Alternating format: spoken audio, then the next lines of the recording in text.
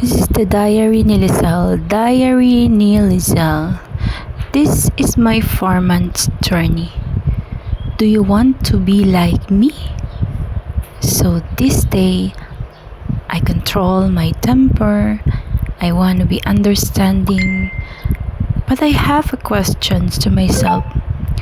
Why is it I always making up with money, money, money?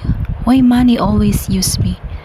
Perhaps it's not nice, but and a few days later, I've always pray and pray that please stop my headache and learn a few things I can't help it to face the trial.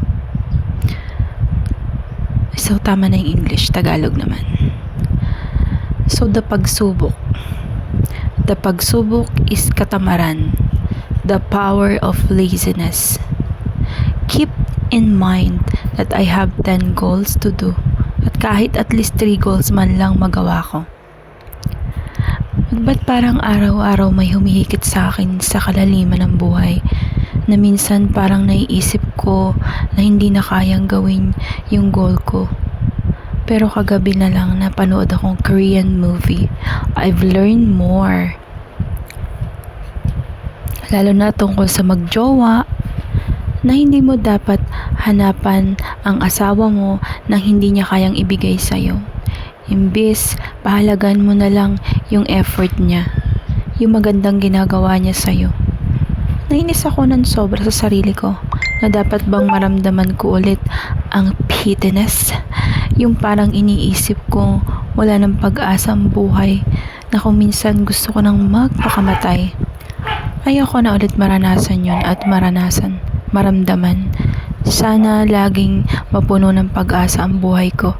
Hindi man ako binigyan ng mayamang buhay. Sana yumaman naman yung puso ko para mapahalagahan ko at maintindihan ko ang ibang tao. Siguro kaya ganito ako, natatakot ako na maging multo nila. Natatakot ako na sabihin nila na hindi ko magugustuhan. Naisip ko minsan mahirap palang masanay na puro pag-asa lang ang nararanasan mo, na akala mo kaya mo na ang lahat. Dadating yung panahon na kailangan mong tanggapin na maluluma ang lahat, masisira at mawawala. Pero isiping may papalit at may dadagdag sa lahat ng mga naluma, ay nagiging bago, na ang lahat ng nasira ay maayos, ang lahat ng nawala ay may kapalit. Yan ang basihan ng mundo at yun ang kailangan kong paniwalaan.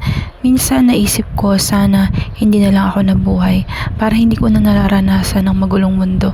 Pero kailangan kong bumangon at harapin ang magulong mundo. Isipin na tayo ay tao. May prinsipyo at may puso. Kailangan laging positibo lang dahil ang mundo'y walang katapusan. Patuloy itong umiinog sa sanlibutan. Pero gusto kong tandaan sa sarili ko na kailangan kong makagawa ng marka at alaala. Lumisan man ako sa mundong ito ay may magugunita at may maaalala ang mundo. May maiiwan akong magmamarka at hindi kailanman mapapanaw at biglang mawawala. Ito na ang simula ng aking akda. Babae man ako, matatawag, pero kahit babae lang ako, gusto kong isigaw sa mundo na kaya kong makagawa ng mga alaala na hindi lang makabubuti sa kapwa ko babae o sa lahat ng tao, kundi sa lahat ng nabubuhay at nabubuhay pa lang. Ito ang Diary ni Lizelle.